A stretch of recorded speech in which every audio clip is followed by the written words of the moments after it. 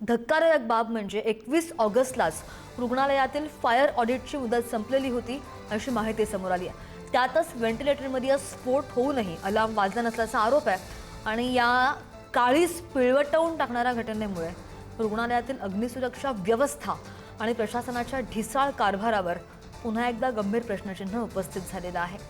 3 बाळांच्या मृत्यूला जबाबदार कोण याची चौकशी होऊन दोषींवर कठोर कारवाई करणार का असा सवाल सध्या उपस्थित केला जातो।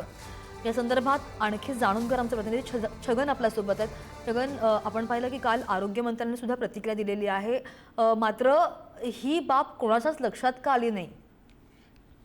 नक्कीच जिल्हा स्त्री रुग्णालयामध्ये ज्या पद्धतीने काल 3 नवजात बालकांचा होरपळून मृत्यू झालेला होता, त्यामुळे संपूर्ण राज्यात जो आहे तो शोककळा पसरल्याचं आपल्याला पाहायला मिळालं होतं।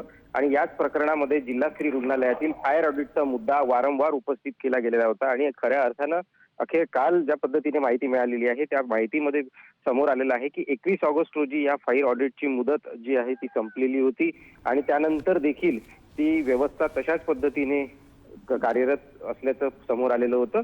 आणि याचमुळे हे अग्निशामक यंत्रणा जी आहेत, ज्यावेळी तिथे आग लागली त्यावेळी तिथले व्हेंटिलेटरमध्ये ज्यावेळी स्फोट झालेला होता त्यावेळी तिथला अलार्म वाजला नाही आणि अलार्म वाजला नसल्यामुळे तिथले जे स्प्रिंकलर आहेत ते सुरू झालेले नव्हते, अशी बाब आता एकंदरीत प्राथमिकदृष्ट्या पुढे आलेली आहे। त्यामुळे बरोबर आहे, रुग्णालयाचा हा बेजबाबदारपणा जीवावर बेतलेला आहे। 3 बालकांचा मृत्यू झालाय, त्यामुळे रुग्णालयांनी सतर्क राहणं अत्यंत गरजेचं आहे जेणेकरून अशा प्रकारच्या घटना घडणार नाहीत पुन्हा।